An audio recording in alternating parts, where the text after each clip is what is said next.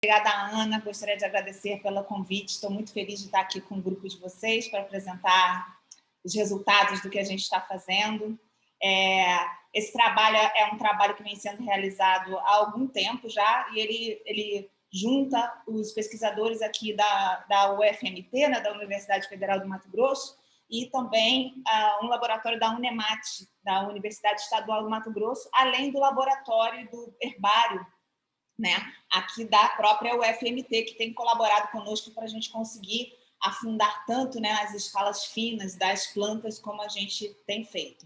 Infelizmente, a gente teve que dar uma parada nesse trabalho esse ano, ele estaria muito mais avançado por causa da pandemia, mas vamos em frente. Eu começo a minha apresentação falando sobre uma música, né, Beds Are Burning, que era uma música que fazia muito sucesso quando eu era adolescente.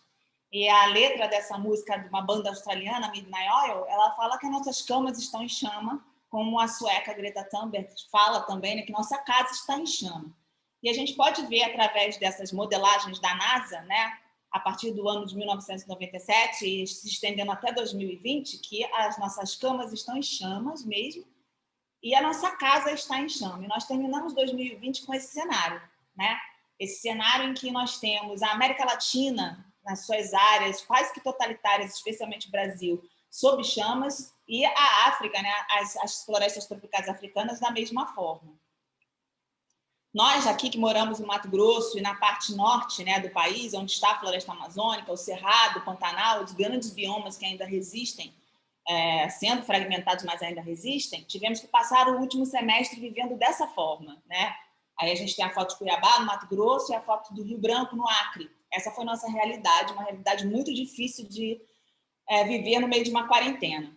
Entre 2019 e 2020, a Amazônia sofreu um desmatamento que foi na escala de mais de 11 mil quilômetros quadrados. Isso aí a gente pode fazer uma relação, 1.580.000 campos de futebol. 3 campos de futebol são desmatados por minuto. Entre 2019 e 2020, a gente também assistiu o Pantanal ser consumido, e hoje a gente sabe que o total, né, de área consumida do Pantanal está na casa de 1/4. Né? A gente perdeu já do bioma. O aumento desse desmatamento foi em 300% e foi realizado também pelo fogo. O nosso cerrado já está com 50% da sua área total de vegetação consumida, restando apenas 50%, e a velocidade desse desmatamento também aumentou entre 2019 e 2020. Por fim, né, nós estamos vivendo aqui, né, nessa região, né, para cima, né, do norte e centro-oeste do Brasil, essa realidade, onde o efeito, né, de crises hídricas já são uma realidade que estão afetando a pecuária, e a crise climática, que também chegou com toda a força e é uma realidade muito constante, né, que se apresentou nesse último semestre com muita força. E nós estamos vivendo picos de temperatura desde então. A gente passou junho, julho, agosto, setembro, vivenciando, né, alertas laranjas, vermelhos e temperaturas desumanas que transformaram a nossa vivência e a dos animais vertebrados que nós temos contato e que tivemos que atender durante esse processo, muito complicado e muito difícil. Então, nós ficamos imaginando que, obviamente, todos esses fatores, né, eles têm influência sobre os invertebrados, nós sabemos, e têm influência sobre os nossos animais, né, os aracnídeos, as aranhas e os opiniões, que são os grupos que eu tenho trabalhado. Entretanto, a gente não sabe direito, né? A gente não tem noção de em que escala isso ocorre, o quanto afeta, especialmente dessas funções, né, que a Ana abordou, sobre os elementos ecossistêmicos, né? Como que os aportes de biomassa e os ciclos, como que isso estaria funcionando, como é afetado com essas flutuações e, muito possivelmente, as extinções em massa que estão acontecendo aqui na América Latina em virtude do fogo. A área onde eu trabalho é a chamada Amazônia de Transição. É a maior floresta de transição de savana e floresta do mundo. E é também a maior floresta dessa categoria, né, em termos de diversidade. Essa mesma floresta e essa área aqui que a gente vê, né, destacada, que é chamada de Arco do Desmatamento, ela é também a área que sofre a maior pressão quando a gente considera a Amazônia como um todo. A faixa de Amazônia, que se apresenta aqui nessa área da transição, está aqui em verde, e a faixa de Cerrado está em laranja. Tá? Ela tem características muito próprias e ela possui vegetação única, porque ela tem elementos tanto do Cerrado quanto da Amazônia e também ela tem matrizes de Pantanal dentro dessa faixa. Então, é uma área muito importante e que foi mais desmatada do que toda a Amazônia, do que todo o Cerrado, e essa vegetação está chegando a um ponto de colapso mesmo. É muito, muito gritante o que está acontecendo e, assim, nós aqui estamos cada vez mais preocupados em tentar entender um pouco melhor, até porque a realidade que se posta aqui para nós é que reflorestar vai ter que ser um processo, né? Entender como funciona vai ter que vir junto em entender como que a gente vai fazer para reflorestar o que está sendo perdido, e principalmente porque a gente ainda tem mais 2 anos de um governo e talvez a gente tenha mais 4 que abriu essas portas para que isso ocorresse nessa velocidade. Esse estudo que eu tenho feito, eu faço ele lá em Cotriguaçu, que é um município aqui que fica numa área mais próxima dessa borda de floresta amazônica, mas possui também partes dentro dessa sua floresta que tem vegetações características de cerrado. Tá? A Fazenda São Nicolau é a fazenda que eu escolhi, é o ponto que eu escolhi, porque eles têm um projeto muito longo, de longo prazo, né, de estudos, em que eles estão realizando vários estágios de sucessão e de reflorestamento. E a gente tem também um módulo, né, do PPBio instalado com 12 parcelas na mata primária, e a gente instalou algumas parcelas nessas áreas onde a gente tem o reflorestamento. Sequenciamos algumas variáveis para serem estudadas, porque eu não sei quem estava presente em 2017 e já percebeu que a gente falou lá em 2017 que, para entender como é que essas interações funcionavam e como que esses fatores ambientais e da paisagem influenciam nessas espécies, né, de aracnídeos, opiliões e aranhas, a gente teria que entrar numa escala muito mais fina para compreender o que está acontecendo. Então, a gente sequenciou aí as plantas que já temos visto ao longo dos nossos estudos, que influenciam com muita força as comunidades de opiliões e de aranhas também. Então, sequenciamos em várias categorias, números de árvores, números de palmeiras, sua composição, sua riqueza e os hábitats também que a gente sequenciou e fomos bem a fundo em cada um deles. Liteira, ninhos de cupins, troncos caídos, rochas e, dessa vez, a gente começou a olhar aranhas e opiliões. Na verdade, a gente tem um banco de dados com formigas e anfíbios também. Mas vamos apresentar, porque é dado demais, vamos ficar só nos opiliões e nas aranhas. A gente desenvolveu um protocolo para capturar esses efeitos e para capturar as interações que os opiliões e as aranhas estariam tendo com as plantas e com os outros hábitats também. Né? Então, nós entramos na parcela com 4 pessoas e um botânico entra conosco.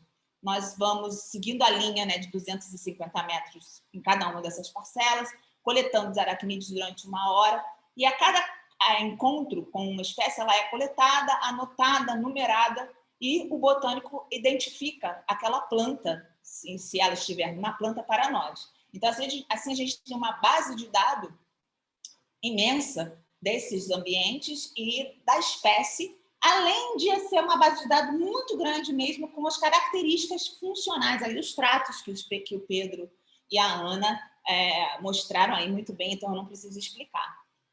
Os nossos resultados eles foram muito interessantes, não porque eles trouxeram informações diferentes para nós na escala grossa, né, de interação do ambiente com as aranhas ou com os opiliões, mas ele trouxe dados muito interessantes quanto às espécies de plantas e que plantas são essas e como está ocorrendo essa interação.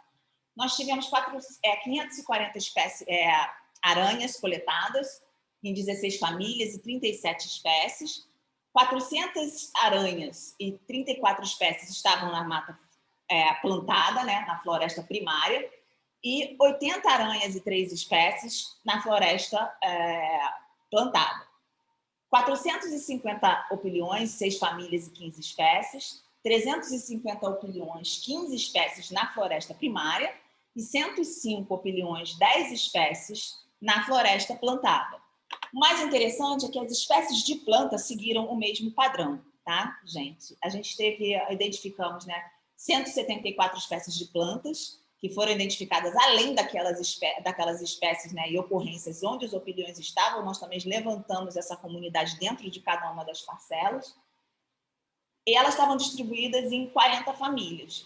Na floresta primária, a gente teve 171 espécies de plantas ocorrendo. E na floresta plantada, apenas 22 espécies.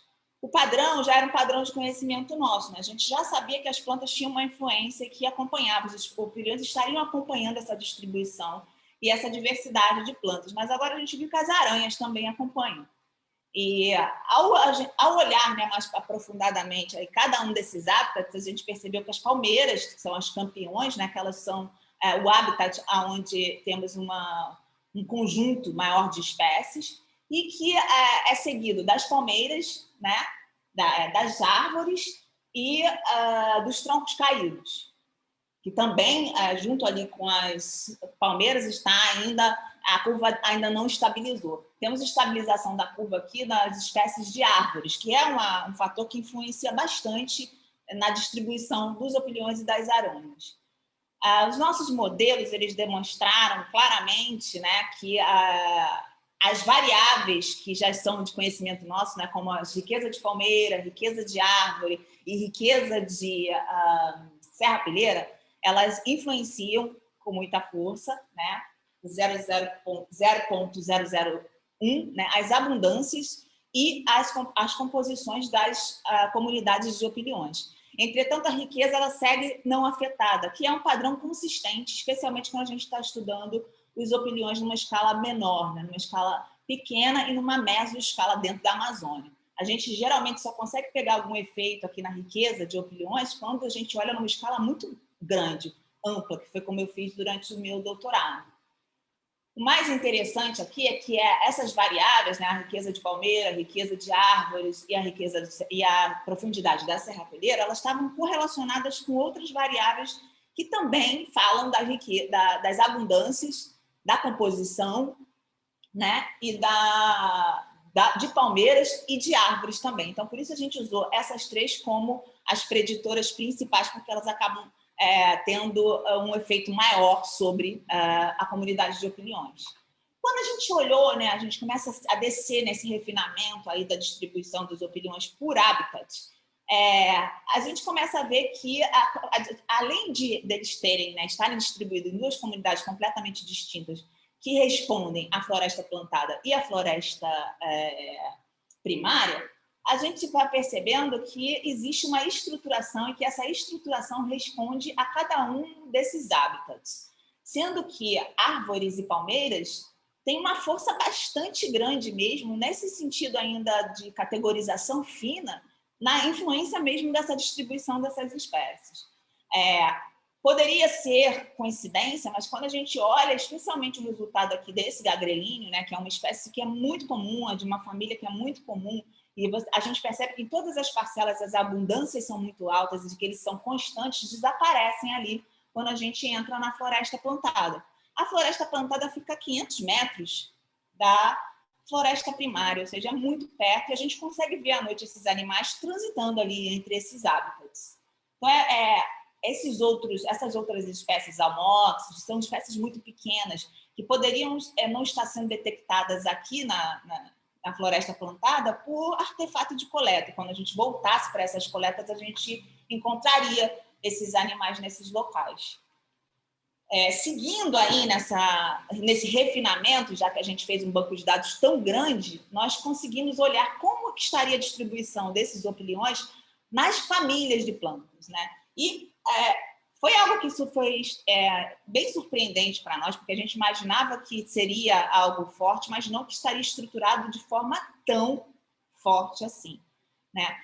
O padrão de distribuição das espécies de opilhão, como vocês podem ver, ele segue exatamente o mesmo padrão, né, que a gente observou sem levar em consideração a estrutura ou olhar a estrutura das árvores, das espécies ou das famílias de árvores. E o mais interessante é que os opilhões, né, eles escolhem, né, estão interagindo com apenas 20 famílias de árvores e palmeiras, sendo que essas famílias são mais, em sua maioria, famílias de árvores e não de palmeiras. São, eu acho que uma ou duas famílias de palmeiras no máximo. 15 minutos. Sim. E quando a gente olha as espécies percebemos que o padrão se mantém, tá? A gente tem os opiniões aí associados e ocorrendo, né, escolhendo 46 espécies de plantas, que são essencialmente árvores e palmeiras, dentre essa quantidade enorme de espécies que a gente tinha, que a gente identificou aí nessas duas áreas. São 174 espécies, eles ocorrem apenas em 46. As mesmas famílias, como Burseraceae e Arecaceae, né? Arecaceae é uma família de palmeiras e Burseraceae é uma família de árvores, tem uma importância muito grande para as espécies, né? E, inclusive, a gente percebe que elas têm importância nas abundâncias dessas espécies. E a gente começa a entender com mais precisão aqueles efeitos de correlação e de relação que vimos anteriormente ali de riquezas de palmeira, riqueza de árvore, composição de palmeira e composição de árvore, né? E o padrão se repete aqui quando a gente olha para as espécies de árvores. Algumas espécies apenas de árvores dentro dessas famílias, eles não escolhem várias espécies, são poucas, entre uma a duas espécies dentro de cada uma dessas famílias. Uma espécie aqui que é essa, que é a que a gente vê aqui com uma frequência muito grande, é a Tetagastris altíssima, que é uma Burseraceae. E essa Tetagastris altíssima não está no reflorestamento, é uma árvore que desaparece, e da mesma família a gente tem no reflorestamento Próteo, que é uma árvore da mesma família Burseraceae, mas que a gente vê aí que tem um efeito sobre as comunidades. É muito interessante que quando a gente avaliou esses efeitos, né, finos, olhando a comunidade de aranhas, que consequentemente também foi mais afetada, né, no reflorestamento do que a de opiliões, a gente tem apenas 3 espécies dessas aranhas no reflorestamento. E um número muito maior, né, 80, estão presentes ali na floresta primária. Mas a gente tem aqui um efeito similar, né? As aranhas não são afetadas pela serrapilheira, a riqueza de aranhas também é afetada pela riqueza de palmeiras, pela riqueza de árvores, e consequentemente, quando a gente avalia o modelo inteiro, né, contando com as outras variáveis, também são afetadas pelas abundâncias de palmeiras e abundâncias de árvores. O efeito é muito forte aqui, né, que a gente percebe no eixo 1, separando aí as duas comunidades. E a surpresa maior é que quando avaliamos, né, levando em consideração as famílias e as espécies de árvores, eles estão nas mesmas famílias com poucas diferenças, tá? Então são as mesmas famílias das mesmas árvores e são as mesmas espécies com algumas diferenças pequenas das mesmas famílias de árvore. Os números de escolha, né, de associações de interação também são similares, né? As opiniões estão em 46 e as aranhas estão em 47. Agora, o resultado que para nós ainda está no começo, a gente está começando a analisar e a gente quer fazer ainda mais 2 repetições para a gente ver como isso ocorre e expandir para alguns dos outros reflorestamentos. Foi quando nós avaliamos, porque quando começamos a construir a planilha, nós começamos a ver um padrão aparecer que era muito constante. Nós começamos a perceber que eles estavam nas mesmas famílias e nas mesmas espécies, porém, parecia que os opiniões estavam nessas árvores quando elas eram adultas, né? Quando essas árvores eram jovens, eles não estavam nessas árvores jovens, porque com o botânico nós conseguimos descobrir que o que a gente achava que era arbusto ou herbácea, na verdade eram plântulas dessas espécies específicas que esses animais estão escolhendo. Então, nós montamos aqui um gráfico de ordenação direta para olhar o que estava acontecendo e como está acontecendo, né? Então, a gente tem em rosa aqui a presença a família, né, Lacistematácea, né, com a presença de opiniões ou não, né, aqui no caso não está presente, e essa planta aqui é uma planta adulta. E aqui a gente tem a mesma família, essa planta jovem. E aí o que a gente percebe? Os opiniões não estão realmente nessa planta adulta, que é incomum, geralmente eles estão. E as aranhas estão nessa planta quando ela é jovem, nessa família, né? E conforme isso vai se movimentando, né, conforme essas comunidades vão se movimentando, nós vamos percebendo que a presença, né, de aranhas e opiniões jovens nunca é constante, certo? As aranhas escolhem as mesmas plantas, porém eles escolhem essas plantas jovens. Os opiniões escolhem as mesmas plantas nas mesmas parcelas, porém eles estão nas plantas adultas. Essa rede de interação, então, é uma rede muito profunda. É uma rede complexa e que ela vai ter um impacto muito grande quando a gente fala de reflorestamento, porque não basta colocar as plantas que nós achamos, ou as famílias frequentes que nós achamos que vão ser ideais no processo de sucessão no local, especialmente aqui na Amazônia. Nós estamos percebendo que essas relações são muito profundas e que a gente vai ter que conhecer melhor como que esses animais estão se relacionando com essas interações entre os vegetais e entre si mesmos, para que a gente possa fazer um aporte de reintrodução, inclusive, de algumas espécies no cenário que a gente tem de cataclisma, né, e de destruição atual. Obrigada. Em 10 minutos. Eu vi, mas eu estava no final, por isso que eu estava calma. Obrigada a todos pela atenção.